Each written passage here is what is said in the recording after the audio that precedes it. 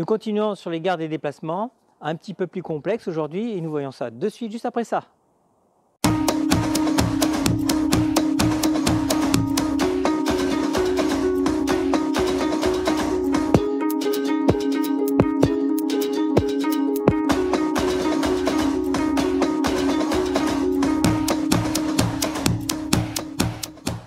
Bonjour, je suis Cyril Périchard, ceinture noire 4e dan, professeur diplômé d'État. Bienvenue sur la chaîne des arts martiaux chinois. Bon, on démarre, on y va. Alors, bon, je me place ici. Alors, je vais vous faire voir une fois la technique entière, ici.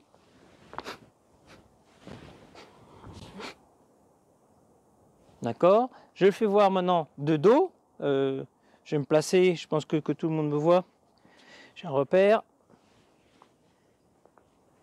Ici.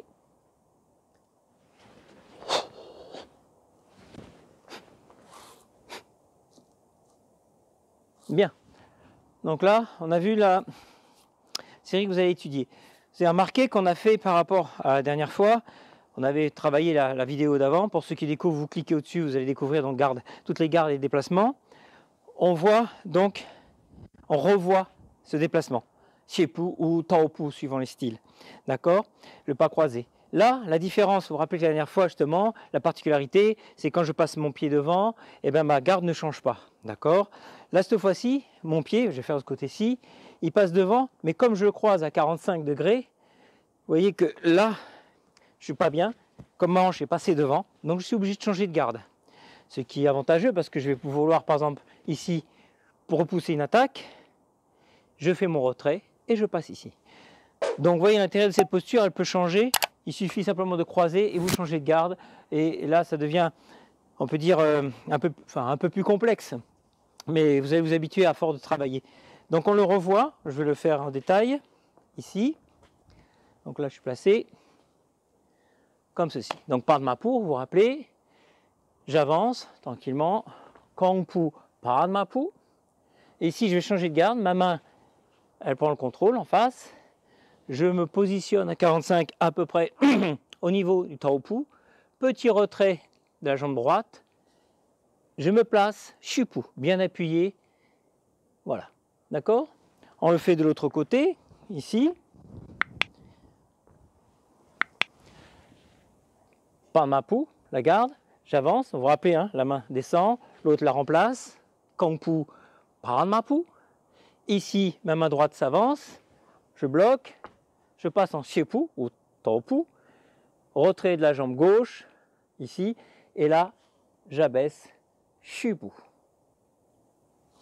Là, vous avez donc l'application à travailler chez vous.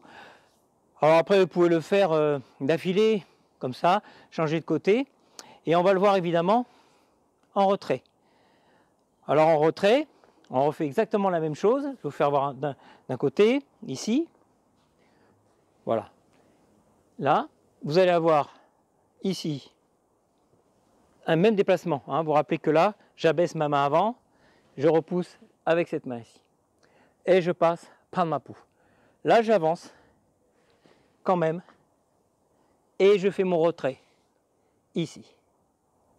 D'accord? Donc je vous refais voir une dernière fois. Ici, Padma-pu. Padma-pu ici, vous me voyez, je pense. Je demande à la cheftaine, caméraman. Ici, 1, je positionne Padma-pu. De là, j'avance. Ici, je peux croiser même un peu plus en arrière si j'ai envie. Je passe en Xiepu, comme ceci. Et là, j'ai ma posture. Donc vous voyez, vous allez pouvoir vous amuser à travailler en reculant, en avançant, et ça, répétez-le comme des gammes, parce que ça va vous permettre d'être à l'aise dans vos déplacements et vos gardes. Il n'y a pas que ce genre de déplacement, évidemment, je ne vais pas tout vous faire voir une seule fois, mais pensez que ces mouvements que vous allez faire au fur et à mesure vont vous mettre à l'aise avec vos membres supérieurs et membres inférieurs, et surtout la coordination entre le haut et le bas. D'accord? Bien, je vais vous montrer la technique de face maintenant.